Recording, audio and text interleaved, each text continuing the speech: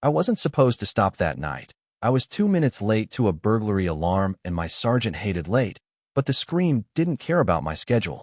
It slid through the winter air like a blade, and before I could talk myself out of it, I was already braking on the shoulder, hazard lights blinking red on blue snow, hand on the door, heart up in my throat. Yeah, that happened, and if you've ever let instinct grab your steering wheel, you know exactly what I mean. I tell people the moment that changed my life wasn't dramatic in the way you'd expect. It wasn't a shootout or a chase or a headline. It was a bus shelter at mile marker 214, plexiglass cracked.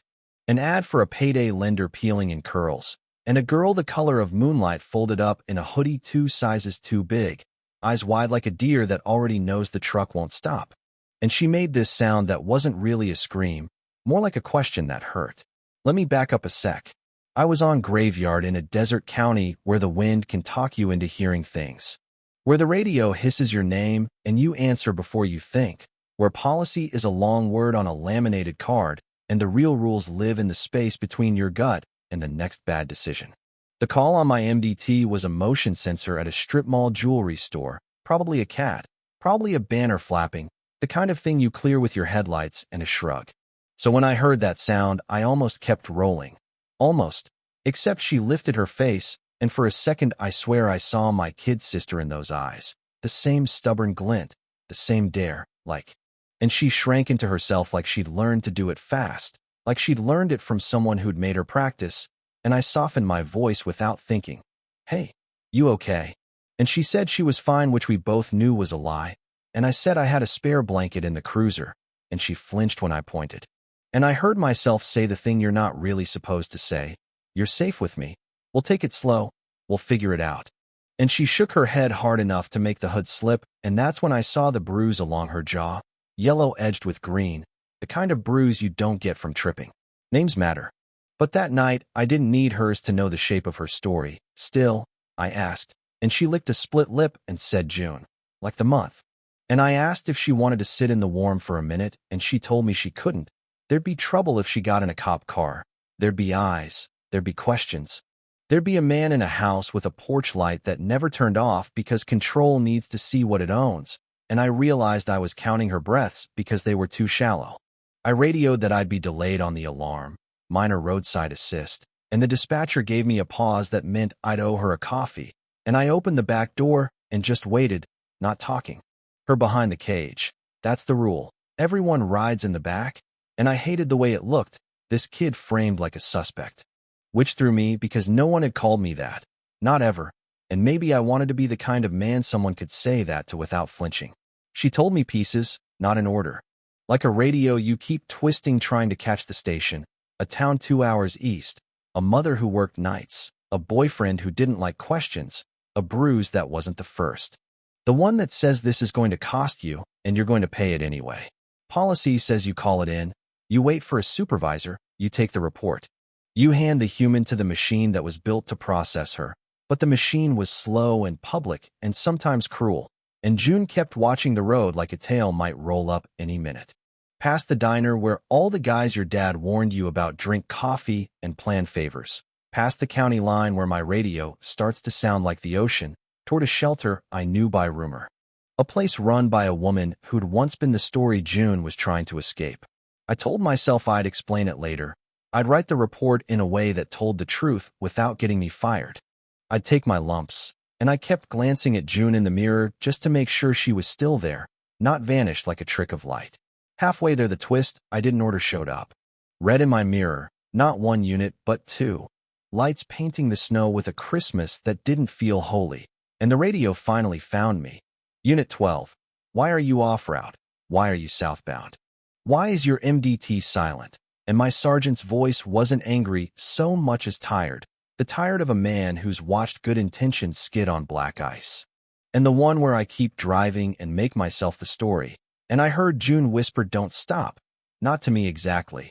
Maybe to the universe. And I did what I knew I'd do from the first scream. I pressed the gas. Not crazy. Not a chase. Just a decision. And I told the radio I'd explain on scene.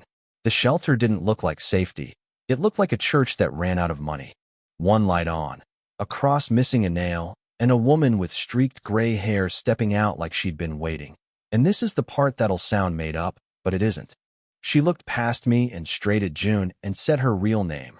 Not June, something softer, and June folded in half like someone took the air out of her, and I realized the woman knew her. Had known her before, had tried once to pull her out of a life that didn't want to let go. Later I'd learned the shelter kept a list of kids who'd brushed their doorway like comets. Names they whispered to the night, just in case the night was listening. I signed a form that didn't ask the questions I couldn't answer. I wrote a report that didn't sing, but didn't lie. And then I drove back to the station to eat whatever was coming.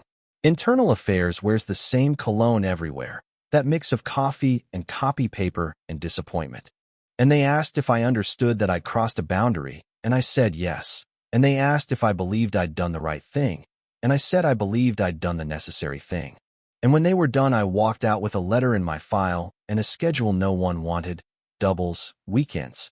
The calls that smell wrong through the phone. And I took it because sometimes a price paid feels like proof you meant it. Here's the part that sticks with me. 2 years later, different winter. Same county. I put a pickup on the wrong side of a guardrail because a drunk decided physics was optional. And a face leaned into the tunnel, older, stronger, a scar like a hyphen by the eyebrow, and eyes I'd met at a bus shelter. And she said, "Hey, officer, you still owe me cocoa?" Like it was the most normal thing to say to a man half under an airbag. And I laughed and choked, and she slipped a hand into mine and squeezed hard enough to make the room steady. June wasn't June anymore. She had a name that was hers, a badge that said EMT, a life she dragged into the light with both hands. How to forgive without forgetting. And she said, "I kept your blanket, smelled like cheap cocoa for a year, and I told her I'd finally learned to make it right." And she said, "You already did. You picked a side." We pulled into the ER with dawn coming up behind us like a quiet decision, the kind that keeps arriving whether we deserve it or not. And before they wheeled me in, she tapped my shoulder like partners do and said, "You should know. I tell the new kids this story when they think the rules are the same as the job." And I wanted to tell her about every night after, how the desert felt less empty, how sometimes at mile marker 214 I still heard a question that hurt, and I answered it by slowing down, by looking, by not pretending I didn't see. I didn't become a hero. That word belongs in movies. I became a man who understands that policy is a floor, not a ceiling. Months later, off-duty, standing in the back of an EMT graduation because someone slipped an invitation under my door, music tinny through a speaker with a dent, chairs scraping. She makes this tiny nod like we share a sentence no one else speaks, and it says, "I'm good," and I nod back, and that says, "I know." Outside, the sun is still figuring out the morning. And I wonder who needs saving 5 blocks over, and whether the person headed there will remember that sometimes the smallest decision is the bravest one. So that's the story. And I know someone in the comments will argue I should have called it in and stood by. That systems exist for a reason, that good intentions pave the road you don't want to drive, and I get it, I do. But I keep thinking about a bus shelter, a fake name, a real bruise, a choice that didn't feel like one, and a hand squeezing mine in a box full of light. And I ask myself, if you were me, engine humming, winter angry, a kid looking at you like the world had finally turned its head, would you have stopped?